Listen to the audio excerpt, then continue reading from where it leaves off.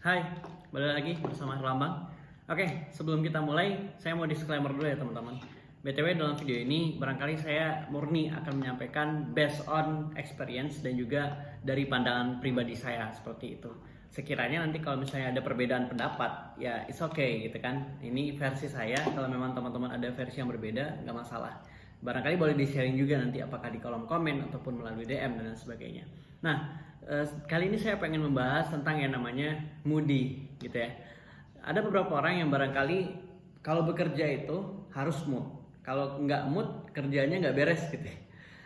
Sehingga mood dia mempengaruhi performa kerja yang dia lakukan seperti itu. Ini tidak hanya dalam konteks dunia kerja, tapi barangkali ada juga orang yang menempatkan ini dalam konteks dunia pelajar ataupun mahasiswa ataupun dalam ranah pembelajaran. Ada nggak sih teman-teman mahasiswa yang kalau misalnya lagi nggak mood itu pas masuk kelas itu pasti bawaannya males aja gitu ya, atau ketika lihat buku, ketika lihat mata kuliah, bahan kuliah itu kayak aduh berat banget gitu ya, lagi nggak mood nih. Bahkan teman-teman rela untuk menunda dan nggak ngerjain karena saking nggak moodnya gitu. Pernah nggak ngerasa kayak gitu? Terus kalau misalnya kita dibawakan ke dalam konteks dunia kerja itu sendiri, ya kita sama-sama mengetahui juga ya, ada orang yang akan bekerja ketika dia mood dan ada orang yang bahkan ya tidak bekerja atau bahkan dengan berat hati bekerja dengan kondisi yang tidak mood. Nah, BTW apakah itu salah gitu ya? Ketika kita mengandalkan mood kita untuk meningkatkan performa kerja kita. Ini antara salah nggak salah ya, tergantung kita berpandangannya seperti apa. Karena konsekuensi ditanggung sendiri sebenarnya. Kalau misalnya kita adalah tipikal orang yang memang dipengaruhi oleh mood atau orang yang moody gitu ya, orang yang kalau misalnya kalau lagi nggak mood itu ya sampai nggak bisa, bukan nggak bisa ya, sampai nggak mau ngapa-ngapain gitu. Pokoknya mencari sesuatu supaya kita kembali lagi moodnya, baru mau lebih fokus untuk melakukan hal lain. Atau justru kita memilih memaksakan diri kita melakukan hal itu. Atau justru kita orangnya yang nggak begitu penting tentang mood, pokoknya ketika dikasih kerjaan ya udah dikerjain seperti itu. Nah, di antara tipe-tipe yang seperti itu, di antara kedua tipe itu ya, yang ketika harus mood dulu baru kerja, atau misalnya harus nggak apa-apa, nggak masalah mood nggak mood tetap kerja juga gitu. Nah, dalam konteks ini barangkali kita juga harus melihat hal yang bernama tanggung jawab yang diberikan kepada kita. Nah, pekerjaan yang diberikan kepada kita adalah tanggung jawab yang harus kita coba lakukan seperti itu. Tapi tidak hanya dibatasi itu teman-teman. Nah, barangkali bagaimana menempatkan diri kita sesuai dengan skala prioritas seperti itu. Jadi yang membuat kita tidak menuntaskan suatu pekerjaan alasannya bukan karena kita lagi nggak mood gitu, tapi bagaimana kita memiliki prioritas untuk pekerjaan yang urgensinya lebih daripada pekerjaan yang itu. Atau dalam matrix Eisenhower kan ada tuh urgent, important, atau sesuatu yang penting dan mendesak, ada sesuatu yang dia penting tapi tidak mendesak, ada sesuatu yang dia mendesak tapi ya kepentingannya mungkin dia kurang daripada yang penting sebelumnya, dan ada juga sesuatu yang tidak penting dan juga tidak mendesak. Nah, dari kuartal itu kita bisa melihat mana menjadi prioritas kita. Jadi bukan mood yang menentukan sebenarnya kita mau melakukan apa gitu.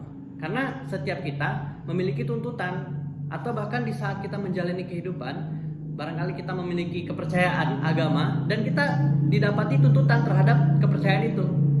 Even di dalam kehidupan ini kita juga memiliki tuntutan untuk bagaimana menjaga diri kita gitu ya. Untuk bagaimana berkehidupan selayaknya ya sebagian besar manusia gitu ya. Kita bekerja, kita bersekolah, kita berinteraksi dengan sesama manusia. Nah, terkadang kita menemui hal-hal yang tidak sesuai dan merusak mood kita. Nah, kalau misalnya kita memilih dan menyalahkan lingkungan atas kejadian hal itu, atau menyalahkan sesuatu yang di luar daripada kontrol kita, yaitu jatuhnya ke hal yang kurang baik kalau menurut saya ya. Itu jatuhnya ke hal yang kurang baik. Kalau justru kita based on mood, baru kita performa baik. Kalau lagi nggak mood, kita nggak performa terbaik seperti itu. Dan itu juga akan mempengaruhi ya mentalitas kita secara umum ya. Saya nggak bisa ngomong secara spesifik karena toh saya belum ya mendalami tentang mentalitas itu sendiri.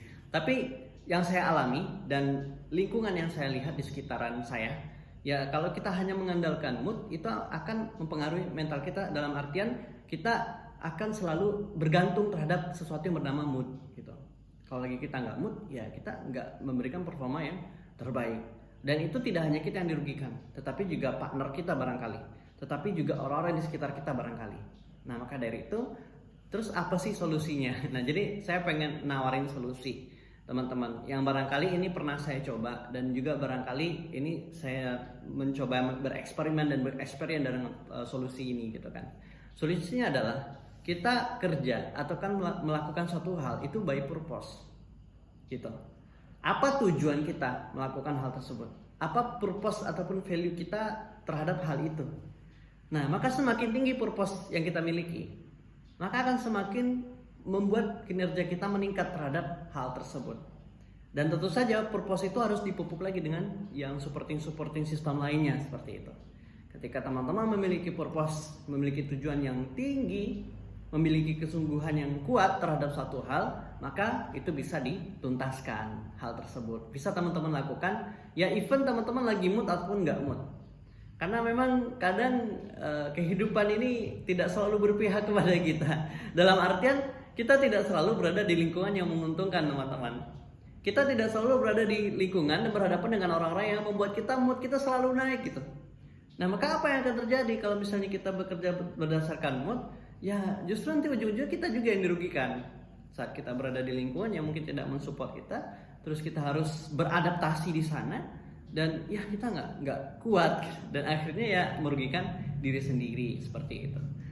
Saya membaca sebuah artikel bahwasanya untuk di era sekarang ada salah satu skill yang penting yang kemarin juga kita bahas ya, itu adalah skill untuk beradaptasi seperti itu.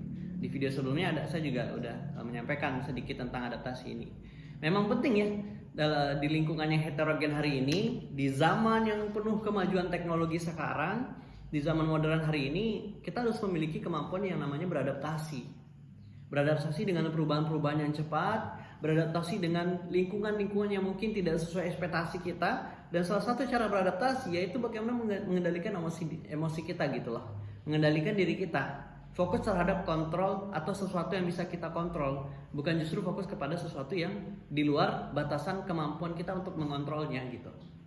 So, buat teman-teman semua yang barangkali hari ini masih moody, yuk kita coba pelan-pelan ya berproses untuk ya ayo, kalau memang itu adalah sesuatu yang prioritas dan harus kita tuntaskan, jangan menunggu mood dulu, harus dikerjakan ya, gaskan aja gitu kan.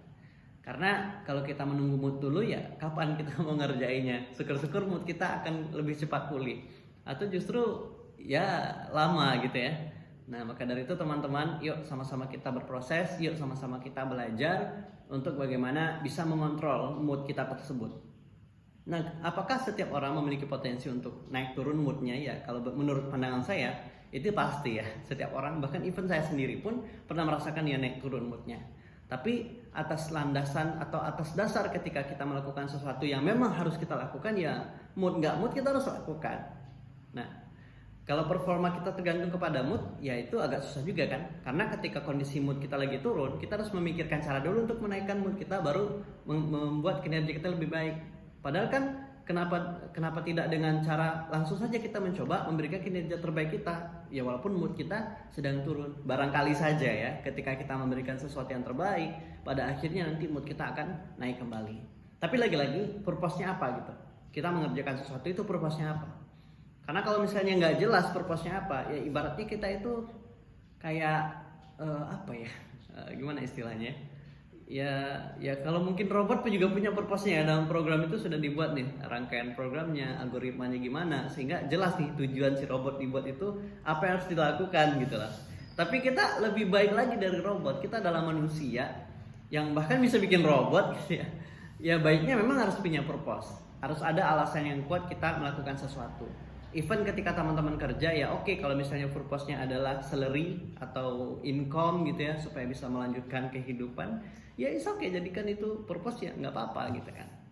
Ya kita harus siap dengan konsekuensinya nanti. Begitu juga ketika teman-teman belajar, ketika teman-teman kuliah, purpose-nya apa gitu.